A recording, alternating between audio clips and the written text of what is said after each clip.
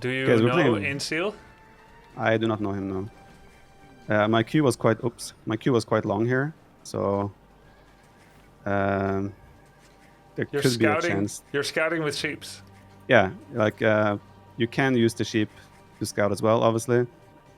Oh, that's a horrible house because it will deny. That's a perfect lumber camp right there. Yeah. That's annoying. Yeah, like usually you use maybe 2 of your starting sheep to help scout, and then like just to get that extra bit of scouting information early on. But you don't want to scout too long out on the map because then the opponent could come by and grab them, right? Right. Technically, he could have run over to you, but it would be a very low win chance Mm-hmm. tactic, simply because he cannot anticipate you will be doing it in this direction. Exactly, and he also won't know exactly where I am, right? I'm spawning here. My guesstimate is that he's either down there or down there. Oh, okay, okay. I could run in the completely opposite direction. Yeah. And it's like laming is actually a very common strategy in tournaments where people will come running at you straight to you at the start. They will take their first 4 sheep and then try to come to your base and steal your resources before going back to their own base. That seems really And annoying. it can be, yeah. I mean, laming has been discussed a lot in this game because a lot of times games can be won simply like in the first 5 minutes from very successful laming. Yeah. And it's like extremely RNG based, whether you find things or not. But they've done a good job on maps and tournaments right now in terms of scripting, where they will more often than not have like elephants spawn towards the back of your base to reduce the chance of laming. Right now I'm just lucky because it's a ranked map. Normally the spawn isn't like this in ranked maps, but in tournament maps they try to make sure it's less likely to be lamed. You think they're keeping it like this on ladder because they're not as in tune of why that's important, or they think they should keep it fun for the casual or whatever? I don't know. I don't mind personally. I like that it is a bit of RNG in some cases. Okay, so you saw there I used the town center to help kill the elephant faster. Yeah, That's a bit. two volleys. Yeah, it's a bit, but only 2 volleys if you have 6 villagers exactly garrisoned. If you have 7 villagers garrisoned and 2 volleys, you He's would dead. kill the elephant exactly. So I was like small techniques just to be a little bit more efficient. Oh, you keep the other sheep quite far away so they're more easily clickable. As well, but also I don't want them to accidentally like go on the sheep and kill them multiple. Like I want to always maximize the efficiency, right? I want to right now, since I have elephant, I have 24 sheep left on this goat, but the food income from the elephant is faster. Yeah. So I want to have all my villagers under the town center working on the elephant. So it doesn't matter if the 24 food sheep gets decayed, because taking even one villager off of the boar right now would constitute a similar decay on the boar. Yeah, so it's more effective for me economically to actually just take the elephant. So you're going for equal villagers on both sides of the mill, one on the left berry, one on the right. I will also add 2 more now, 1 on each side. I usually keep 4 to 5 vills maximum on berries. Yeah. The reason I have 4 on wood now is not necessarily that I should have 4. I could have 3, but it's just that I went here to build preemptive houses to start off a wall on the left side. And since the villager was there, I might as well just put him to work temporarily. But right now, it would have been fine as well if I put him back on food. Yeah, I get it. It's a villager economy thing, economy of walking. Yeah, exactly. So I'm going to check quickly how good my opponent is. He is current elo 1800, so 1775. So he's quite a bit below me. So What on are paper, you? this should be. I am 2,489. Oh, yeah. So it's a 600-700 elo difference. So this should on paper be a fairly easy win for me. Okay. It's interesting because the ELO, probably because similar underpinning systems are used, sounds very similar to the current ELO of high-level players in W3 Champions Warcraft 3. 2500. I assume since they're both. Yeah. Go on. You go ahead. Okay, so I just assume since they're both games from about the same time, that they probably used the same system, which was popular then. Well, W3 Champions is using the community-based system, so they copied whatever best practices are known now and made personal adjustments based on what the scene needs. So I don't know whether the AOE2 system has always been the same or if it got revamped with Definitive. It has always been the same. Okay, so probably pretty robust then to have stood the test of time. I mean, a negative thing about an eel system is like it doesn't ever reset. It's like it's there all the time. Like in other games, like AOE4 right now are going with seasons, right? StarCraft 2 had seasons. Well, It technically, is AOE4 fun. didn't reset because I started playing and it remembered where I was 4 months ago, so I immediately jumped in the deep end. Great. There was no like XP decay, rank decay. Yeah. Yeah, I can see that. So you have none on gold, so you're going for a scout rush. Yeah, I'm just gonna do the scout build since that's what I showed you. Oh, I have okay. a civ that has a very good economy in the Vikings. They will get wheelbarrow for free. Oh. So Upon reaching feudal? yeah, or- exactly. Yeah. How many So, chops to down a tree? It's 2. Let's see. Making little walls everywhere, the beginnings of. Yeah, exactly. I'm just preparing, like, securing parts of my base. Now, I'm feudal age, I'm going scouts. He's just now starting to kind of close his walls, so that villager has to be chased home because he cannot finish it. He's going for very ambitious walls. Yeah. Oh, he's going for a man-arms opening, which is another common strategy that you'll see. Vanguard men at arms. Yeah, exactly. He's trying to use the scout to block my villagers from running. Because quick wall. Yeah, can make some cheeky plays to try and like delay his. You canceled the wall. Yeah, I wanted to have a house there instead. So those are walled in now, those villagers.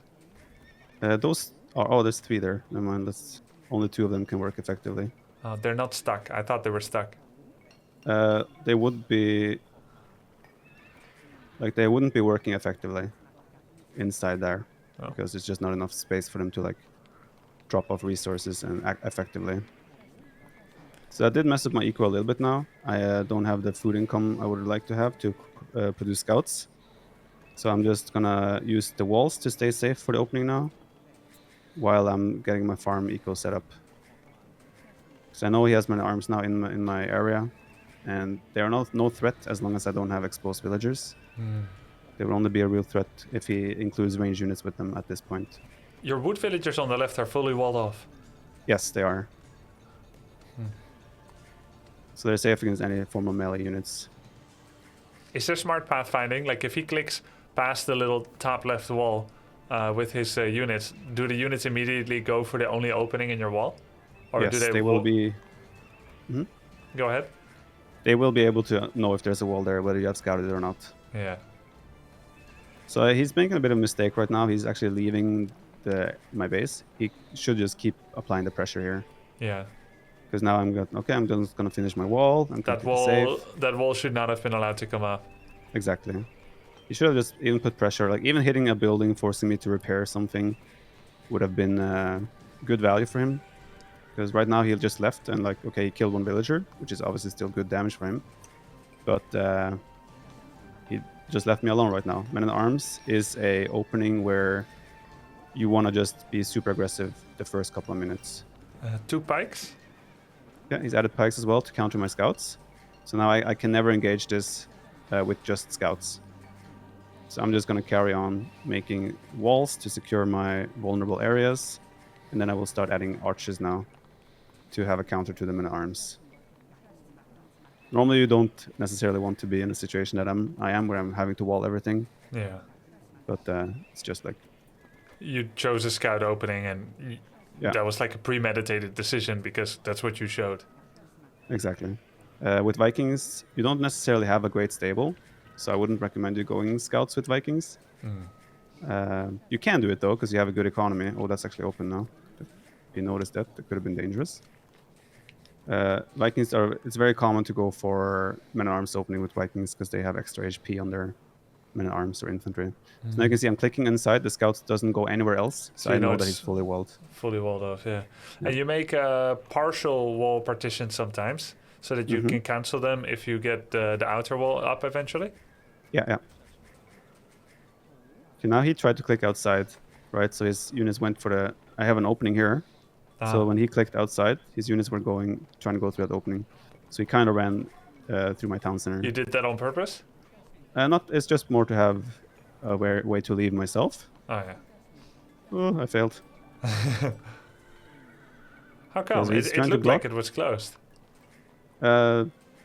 You mean the wall there? Is it because he got in already, or? Yeah, he got in before I could get the one hammer off on the building. Oh, you have to get one hammer off. Yeah. So it'll look Like like a blueprint, but I it's did not this. anything yet. Yeah, I did this, but I didn't get the hit on this one. Ah. So I wasn't fully walled. In AOE4, before you get a hammer off, from a distance, you magic it into a small HP pool already. Yeah, I hated that. Yeah, I imagine. Felt so unintuitive for me. So you can see how my eco is kind of like, I got the farming set up. Again, this was a little bit early pressure, but I didn't take much damage. I just set up a nice economy behind this. I'm making a smoothish transition now to range.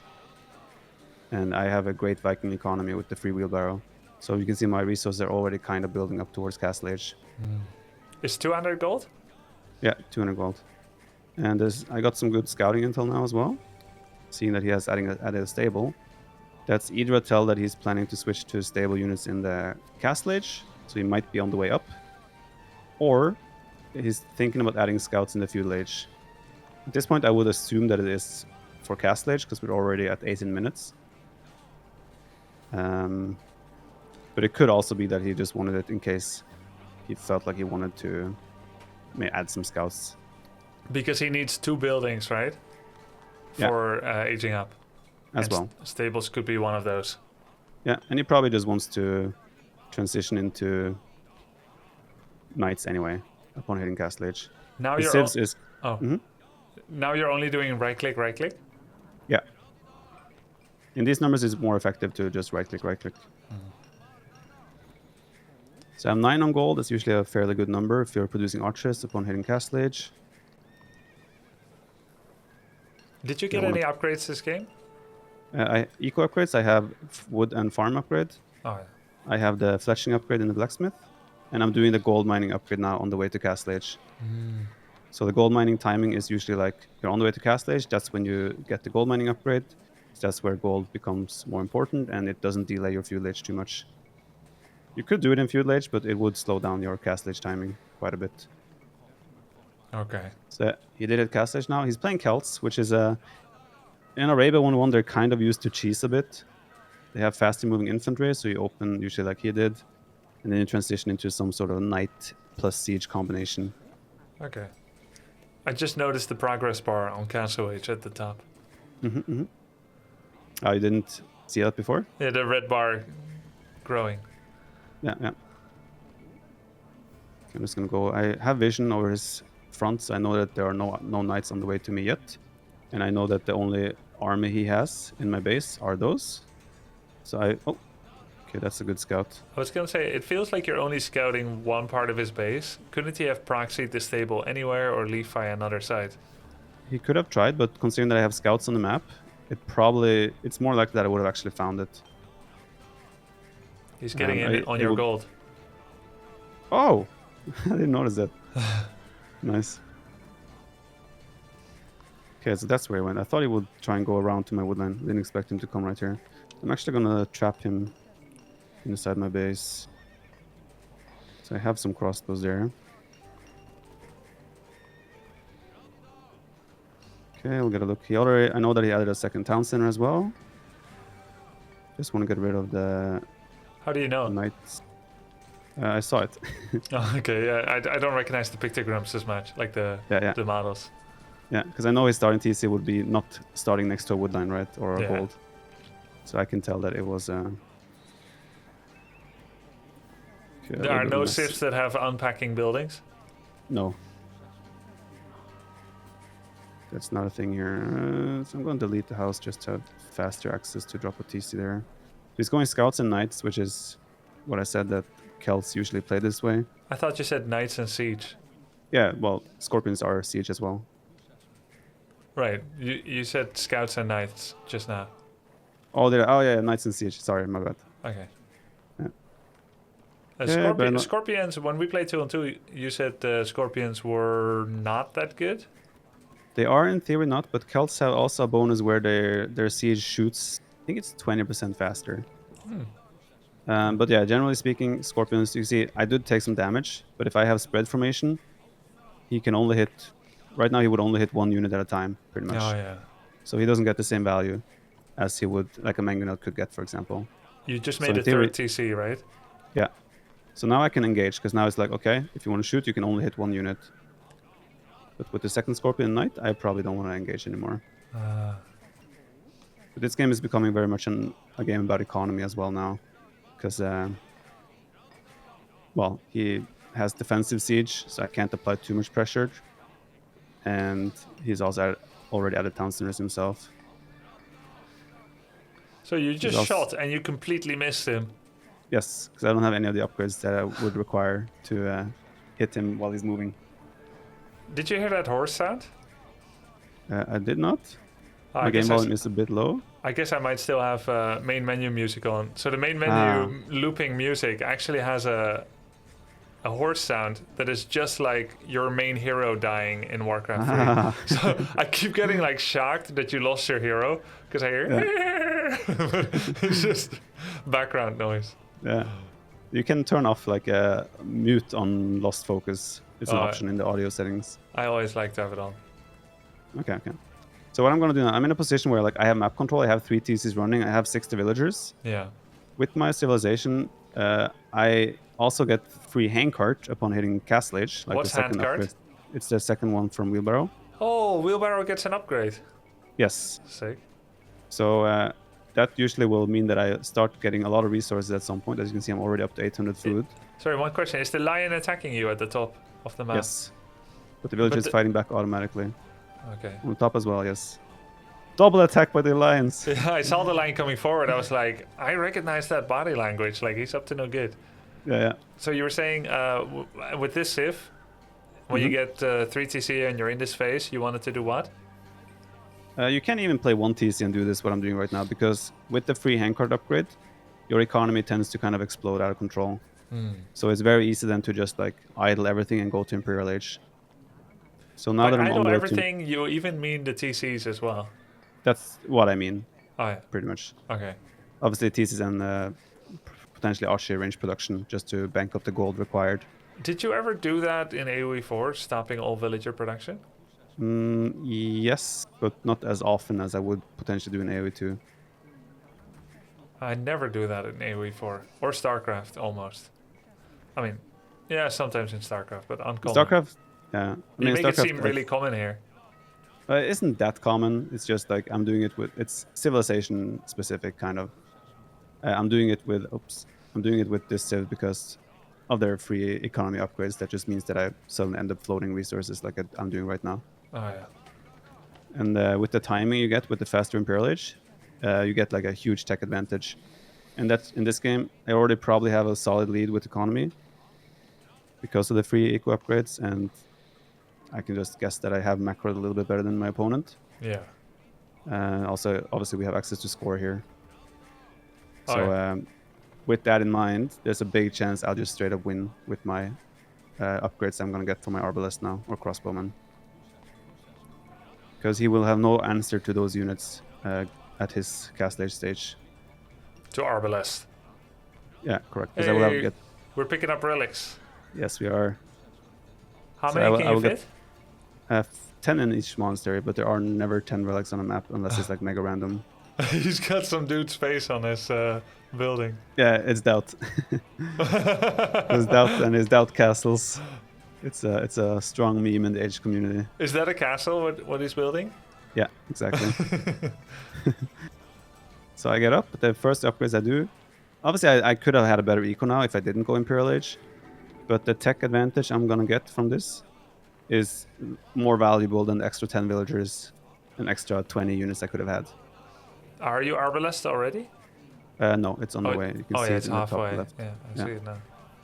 You get so much extra damage and also +1 range, which brings me to a total 8 range, and I will have 6 attack +4 upon doing chemistry as well. And that's just a huge power spike in against the Castle. Like Castle units, unless you have overwhelming numbers, cannot fight against this. Wow. So that's why I went for this now as well, simply to just have this timing and probably be the game-ending. These 15 units can end the game? Pretty much. Like I mean, obviously they will just put me in the clear winning position Yeah. right now, because also given how the game has gone, he doesn't really have too many units on the field. So right now you see I'm going to idle the gold. I kill a couple of villagers. He's trying to do a counterattack. But the thing is now, since I did those upgrades for my Arbalest, my town centers also do more damage now to his raiding knights. Oh. And you can see now he's doing a mangonel, but I outrange it and I do a lot of damage. You outrange So it? even Sick. yeah, mangonels have 7 range. So even mangonels now in this case would not be able to take care of this. So what I'm doing now with this technology advantage is pretty much idling his whole economy. Yeah. How much armor And do yeah, his knights have and his villagers? he has Celts, so he has +4. He has 4 armor, but It's he doesn't a have 2 bloodlines. plus 2 divided by 2 plus 2. So the first one is melee armor. Second one is pierce armor. Okay. Sick. GG. So yeah, and also he has 100 HP on the knights. Most civs get an upgrade called Bloodlines in the stable, which will give another 20 HP to cavalry units. Byzantines don't have that, so you haven't seen it up until now. Seems Celts really also low don't health have. for a knight. 100 HP. I mean, it's a Castlage unit, right? I have an Arbalester now, which is an Imperialist unit. It has Oh my 40 God. HP.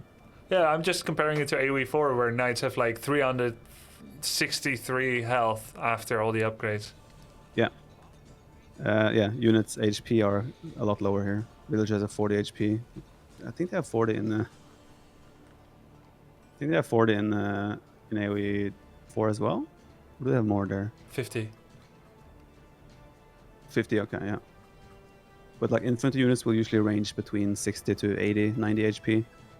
Cavalry units can get up to like 180. I think the French Paladin in Age of Empires 2, which will be the fully upgraded knight, has 192 HP. Then you have elephants that can go up to, I don't remember exactly, but a lot. 500? I don't remember what the war elephant the Persians have. Someone in chat will say maybe 600 even. 620 maybe. I don't know. I don't remember. But they're obviously very expensive. They cost like 200 food and. Oh, I'm covering the mini-map. Sorry, chat. But yeah, this is obviously the skill difference was big enough. He had a nice opening with the pressure. His men-at-arms move 10% faster though, so it's a bit harder to deal with the men-at-arms from this civilization than normal civs. But all in all, his opening was fine. His transition to Castlage was at a good time, but he didn't get enough value with his opening that I didn't just pull ahead simply due to better macro and the economic bonus I get with my civilization. Oh. Ideally for him, he would have been up fast enough that the knights would give him map control, and he could build a seed workshop right here, for example. So then he could start pressuring my front gold and buildings and town centers with mangonels and knights. So But since I was up almost the same time, he never had the time to get the map control. Since I hit Castlage and I have like 10 plus archers that will turn into crossbows, well, he's just starting to produce knights upon hitting Castlage, so he doesn't have the numbers, right? Oh yeah, you can't prep them. Yeah. And the Siege Workshop is almost always built aggressively if you're going to be aggressive with rams or mangoes.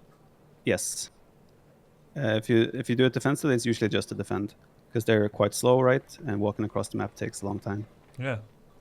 And when you're not under protection of town centers or own military aggressively, they're easy to pick off as well.